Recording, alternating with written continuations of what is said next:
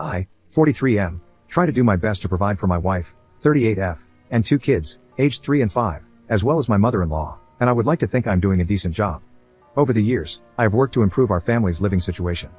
Not only did I complete another bachelor's and, recently, a master's in a STEM-related degree, but I also worked 2 full-time jobs while completing my second bachelor's and put my wife through school as well.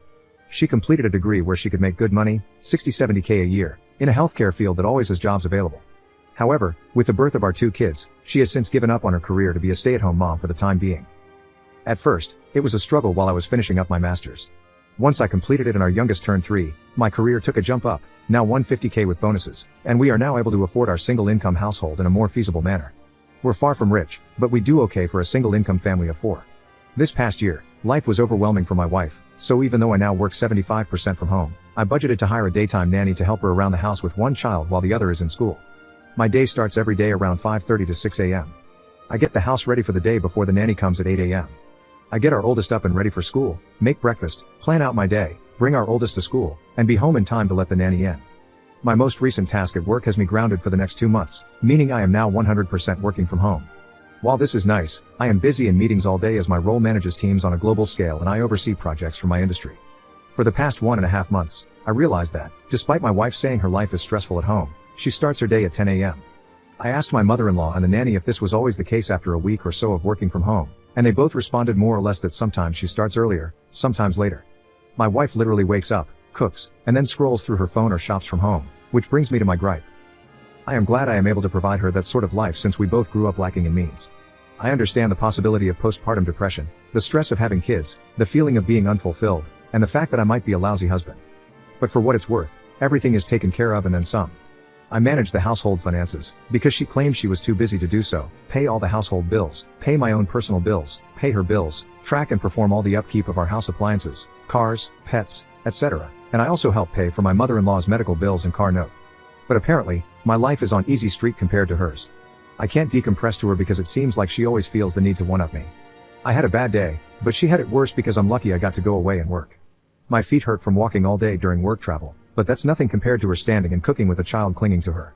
For the past 2 years or so, I've been told I ruined her life, her opportunities, etc., but when I remind her of what she says, she denies and dodges accountability. My mother-in-law has taken me aside and stated she's noticed a change in both myself and my wife. I have a greater attachment to my kids, and I've hugged the dogs and talked to them more about my life than to my wife. I honestly feel like I am in emotional survival mode as I'm 1 step from moving up the career ladder and 1 step away from finding love and comfort at the bottom of a whiskey bottle. I'm sure I'll be hearing from the manly men of Reddit about how I'm simping, but I'm not a machine. I just want to know and feel that someone I prioritize, aside from my kids, appreciates and loves me for what I do. I'm sure I'll hear from the stay-at-home moms of Reddit, which is fine. I grew up in a single-parent household with my mother. It's not easy, and honestly, with the help of her mother and a nanny from Monday to Friday for 1 toddler while another child is at school, can you honestly tell me she's having the typical stay-at-home mom experience? Neither my friends nor colleagues who are single parents can say she is. I'm sure the masses of holier-than-thou Redditors will consider this a poorly written fanfic, but it is what it is. Edit. When I was asked what I'm getting out of the marriage, aside from my 2 beautiful kids, I've been asking myself the same question. We have a nearly non-existent bedroom life, especially since last year. I always figured maybe it's part of depression or whatever she may be going through. Maybe I'm just not attractive enough or horrible in bed because of my health conditions. I'm not a supermodel husband, but temptation and opportunity do knock, and I can still perform. However, I never give in because, as cliche as it sounds, I honestly do love my wife and want to be only with her. I'll give credit where credit is due, as I don't want to sound biased. When I say she wakes up and cooks, she cooks for everyone in the house, myself, the kids, my mother-in-law, and even the nanny. Aside from breakfast, she cooks all meals and snacks. I typically fast until lunchtime, and our oldest tends to eat a small, simple breakfast in case they don't like what the school serves that morning. She also loads both the kids and her laundry but seldom folds and puts them away. I typically do my own laundry, and the rest of my clothes I dry clean because they're work clothes. She keeps track of our pantry and fridge, but after she makes the list, I'm the one who goes out and buys everything, if not delivered. She cleans our bathrooms and house 50% of the time. The other 50% is done by either my mother-in-law, myself, or sometimes the nanny if she feels like being extra helpful.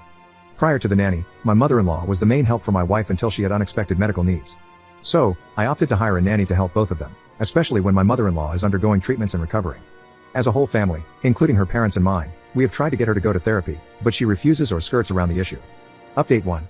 Not sure if anyone will read this, but thank you to those who have reached out and chatted. While I know I've kept my newfound friends here updated, I figured I would update my post and keep it short. I showed my wife my post the following weekend, and she read it along with all the comments. Long story short, we argued, she left our house to stay with her sister, and I've been a single parent since then.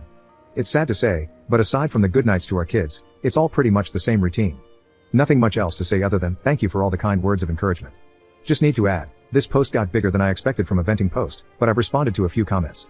Nonetheless, thank you for the comments and DMs, and more so for the offers to let me ruin your life, lol. It's been the highlight of my day and night as I sit here drinking with my dog while everyone else is asleep. It feels depressingly sad that I have to turn to random internet strangers for some sort of validation in my rant. Update 2. I just wanted to update those who have been kind enough to check up via DM and comments on my situation from 2 months ago. It's a bit of irony and coincidence that I'm making a follow-up update during Men's Mental Health Awareness Month, but I could really use another outlet outside of my therapist. My apologies if this isn't the storybook ending or the destruction of a relationship people were hoping for. To save you a read, my wife left, came back like nothing happened, made it about her, and nothing's changed. I'm continuing to suffer mentally, knowing nothing will change while trying to keep it together for our kids. The day after she packed up and left, my wife attempted to come back and take the kids with her to her sisters. Naturally, I was against this, and thankfully so was her whole family, including said sister. Not only was it unfair to our kids to sweep them away into a home that's not theirs, but it would also put financial and housing stress on the rest of her family since she doesn't work. Her sister and her family, which is essentially her husband and 3 kids, stayed with their dad in the house they grew up in. After a little over a week of being away, I guess she cooled off and decided it would be fine if she walked in the door with her bags as if she just came back from Target.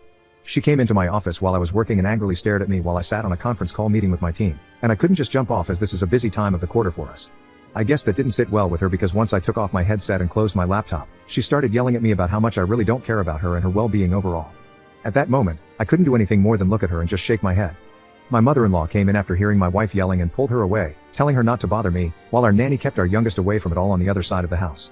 That night, after the kids were put to bed, I sat in my office by myself with a drink, as I have been doing for the past few nights. My wife came in. We talked, we argued, we cried, and we drank. One thing led to another, and we ended up in bed. I wish I could say that was our making up, but the next sobering morning as we lay there, she went on about how hard it was for her while she was gone. Literally, it was about her struggle staying at her family's house in her old room with her dad and sister's family. She talked about how lucky I am to be able to stay here, do this and that, buy this or that, and not stress as much as they did. She kept emphasizing how easy my life and everyone else's lives in our family are compared to hers, even though we had similar upbringings. My mind and heart broke that morning. I've been spiraling down since then, and this last week, I made another attempt to reconcile and talk things out, but I was met with a shouting match while trying to express my current stress and anxieties with life and work in general. One of the core things I remember her saying was, "Well, do you know how hard this is all for me? You're supposed to help me be happy." And I said, "So what about when it comes to my happiness, stress, needs, and overall well-being?" To that, she said, "We all have our own problems. You need to figure it out and get over them." I don't know who the woman I am at home with is, but she wasn't the woman I married and vowed to spend my life with and raise our kids together. Since that conversation, I've been noticeably distant from her. I've been sleeping in my office, on the couch, or with my kids in their bed after putting either one of them to sleep. It still doesn't change her starting her day at 10 a.m. and sitting on her phone, talking to her mom groups between cooking meals, with the kids in both my mother-in-law's and the nanny's care. Nothing has changed, and I doubt that anything will change. Sadly, I think even if we got a divorce, nothing would change or feel different anyway since, during my wife's absence, the days seemed like any other day, except with a little more food delivery than usual. My main fear isn't just losing my wife but also losing my kids in the process. So, I guess it's sad to say that the grand finale to my story, like for many men and some women I've talked to here, is that I'll just continue to smile and suffer in silence. Edit. First off, thank you for all the comments and DMs. Some context and clarification since, admittedly, my post was emotionally charged as I typed it up after another argument. Post-birth, our kids' pediatrician's office gave my wife those postpartum depression screening forms, and she scored pretty high both times, suggesting she should see a therapist. With our second child, she scored significantly higher, and I made an effort to get her the help she needed. She refused, so my mother-in-law and the nanny stepped in for support. I know what people will say or think, but this is one of the reasons I am not 100% ready to just give up and file our life together away. Also, I know silently suffering in the near and long run of our kids' future will not add to a healthy atmosphere, but neither would a bitter and hate-filled divorce. I know some have compared it to ripping off a bandage, saying it'll hurt at first but that pain goes away. However, I'd rather try to spare my kids from thinking their parents ended up hating each other because of them or something along those lines. I've told a few people I talked to in DM since my last post a little more insight into my personal life. Prior to my promotion, I was a PM managing teams and budgets, so out of habit, I planned for a lot of what-ifs. That being said, I made a number of contingency plans if, sadly, things went south.